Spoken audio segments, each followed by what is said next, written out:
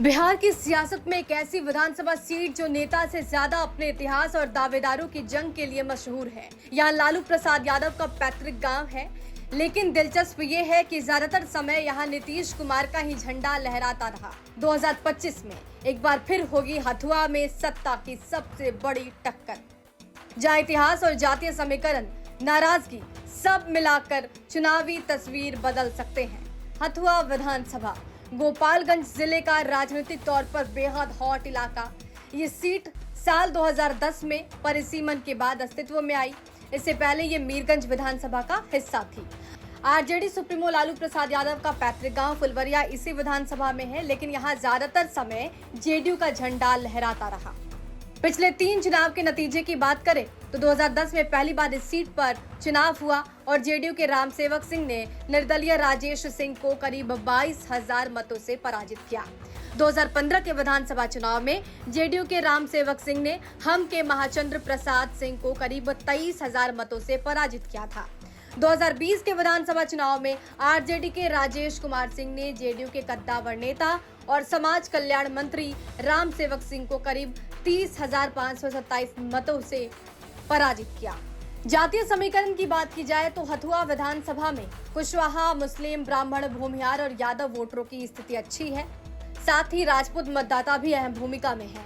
अब तक हुए चुनावों में यहाँ महिलाओं का वोटिंग प्रतिशत पुरुषों से ज्यादा रहा है। हथुआ विधानसभा सीट पर वरिष्ठ पत्रकार की राय क्या है, वो भी सुन लीजिए। हथुआ विधानसभा क्षेत्र हमेशा से कुछ बदलता रहा है।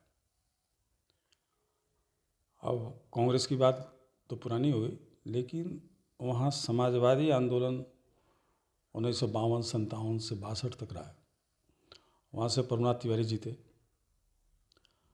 और बीच में वहाँ जातीय समीकरण जब बदला तो वहाँ कई नए लोग आए, जिसमें आरजेडी से इंद्रदेव माझी नहीं आरजेडी से वहाँ कैंडिडेट होते रहे।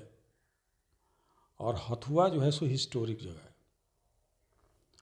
और वहाँ का बदलाव कुछ थोड़ा बहुत मुझे लगता है कि वो राज दरबार के आचरण पर भी निर्भर करता है।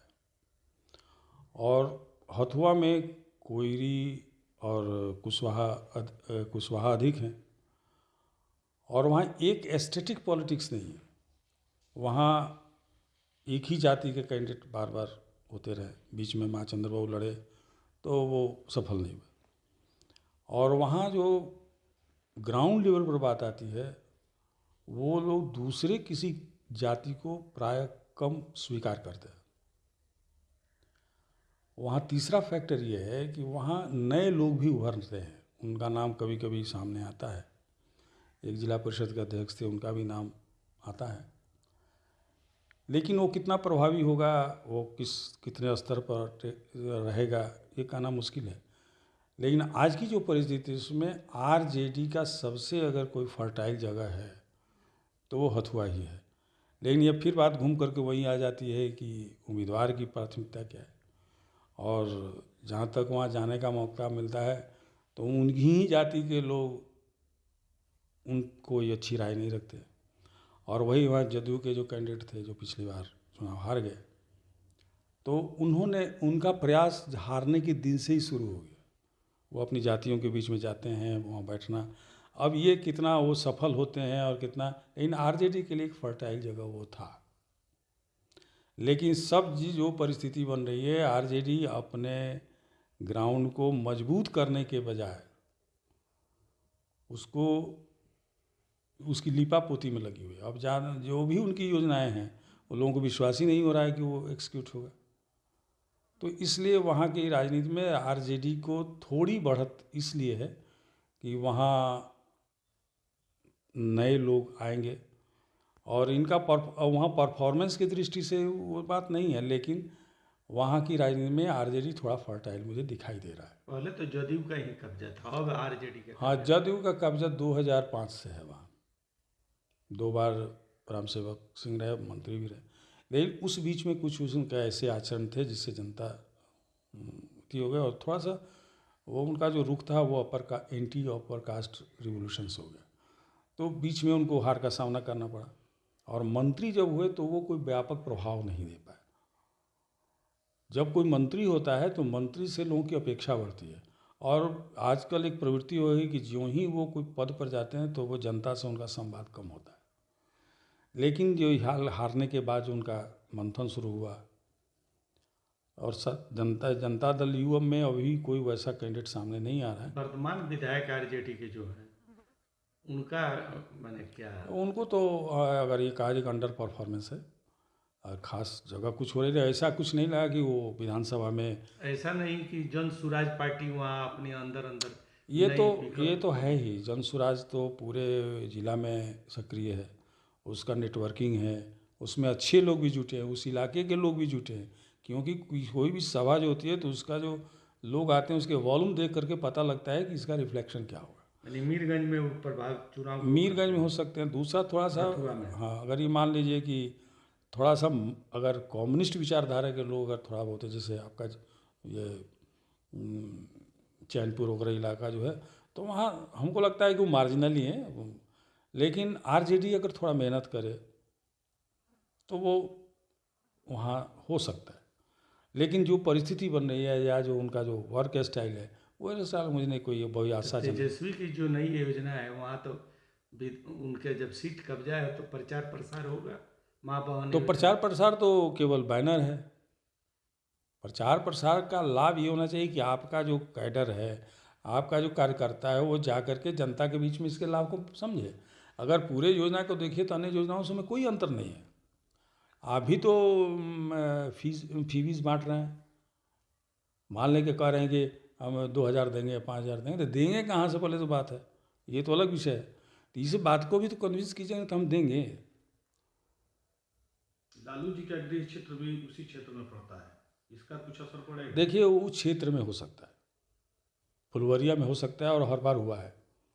जितने भी चुनाव है वहाँ लगभग 70 to 80% लालू के परिवार में।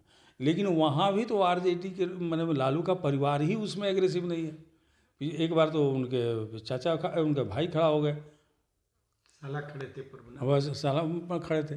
तो ये जो आपका इंटरनल उनके साला की पत्नी खड़ा हो गई। सुभाष यादव। अब इधर सुभाष यादव का जो स्टेटमेंट है वो दूसरा कह रहा है। तो ये पारिवारिक चीज़ को अभी आप एलिमिनेट नहीं कर पा रहे हैं। दूसरी बात है कि जो पार्टी है मान अदर देन आरजेडी वहाँ सक्रिय नहीं है, कांग्रेस भी सक्रिय नहीं है, आपके पास दूसरा कोई एलाइज है ही नहीं।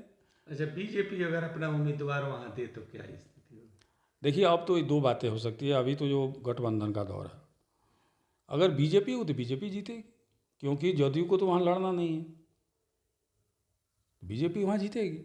हाँ, एक थॉट और भी है कि बीजेपी एक मैंने ये अल्टरनेटिव्स भी सोच रही है, क्योंकि अगर गठबंधन नहीं हो, जो कि हर बार पार्टी सोचती है, तो उसने अपने 243 कैंडिडेट मैंने 6 विधानसभा के लिए अपने अलग अलग कैंडिडेट भी रखे हैं।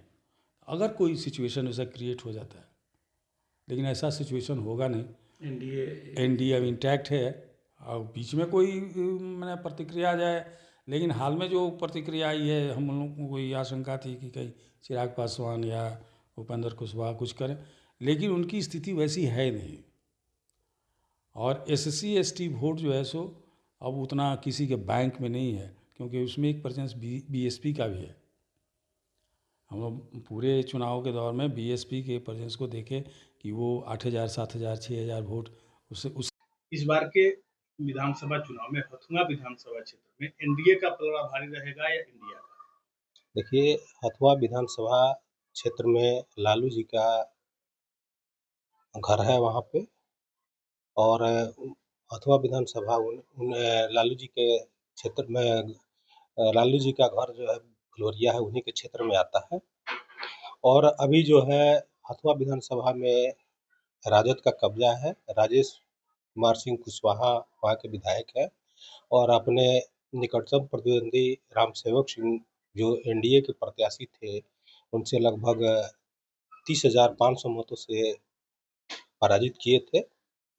अभी जो है राजेश कुमार कुशवाहा से कुछ लोग वहाँ के लोगों में काफ़ी नाराजगी है। अगर एनडीए वहाँ पे कोई अच्छा प्रत्याशी अगर खड़ा कर देता है तो निश्चित जो है एनडीए की जीत होगी। और हथुआ विधानसभा में का हथुआ विधानसभा क्षेत्र का जो है सबसे ज़्यादा वोटर जो है कुशवाहा जाति के हैं। वहाँ पे कुछ ब्राह्मण भी हैं, राजपूत हैं, भूमिहार भी हैं और मुस्लिम का भी वोटर है वहाँ पे। और निश्चित तौर से कुछ यादव का भी अच्छा खासा वहाँ पे वोट है और लालू जी से भी काफ़ी वहाँ पे जो है उनका गृह जिला है, तो यादव जाति जो है लालू जी से प्रभावित है। लेकिन खासकर राजद का जितना फ़ायदा मिलना चाहिए, हथुआ विधानसभा में फ़ायदा नहीं मिल पाता है। तेजस्वी की जो घोषणाएं हैं उसका इस चुनाव पर क्या असर पड़ेगा? देखिए, तेजस्वी जी घोषणा कर रहे हैं और जहाँ भी जाते हैं वहाँ पे उनके द्वारा कई तरह की घोषणा किया जाता है, लेकिन लोगों को इस पर कोई असर नहीं पड़ रहा है। उनके बात को कोई माने नज़रअंदाज लोग कर रहे हैं, क्योंकि एक तरह से जुमला समझ रहे हैं।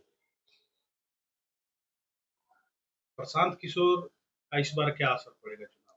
देखिए, प्रशांत किशोर अपने पार्टी को लेकर के चाहे स्वयं जो है बहुत मेहनत कर रहे हैं। डोर टू डोर पूरे विधानसभा में गोपालगंज जिला में भी भ्रमण किया है और हथुआ विधानसभा में डोर टू डोर जाकर के लोगों से मिले हैं और उनका जो एजेंडा है वह काफ़ी सराहनीय है और लोग इससे खुश हैं। लेकिन हमको नहीं लगता है कि जन स्वराज पार्टी को इस बार सफलता मिलेगी। हाँ, अगर अगले विधानसभा क्षेत्र में अगर मेहनत कर रहे हैं तो हो सकता है कि इसका प्रभाव उनको पड़े और सफलता मिले।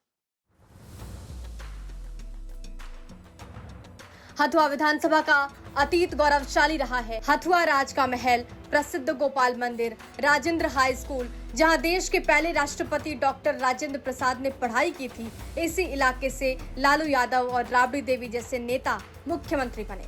2025 के चुनाव में हथुआ की लड़ाई एक बार फिर जेडीयू और आरजेडी के बीच होगी, लेकिन नाराजगी मुद्दे और जातीय समीकरण इस बार किसके पाले में जाएंगे, ये तो ईवीएम खुलने के बाद ही पता चलेगा। गोपालगंज से सुनील पांडे की रिपोर्ट, बिहार तक।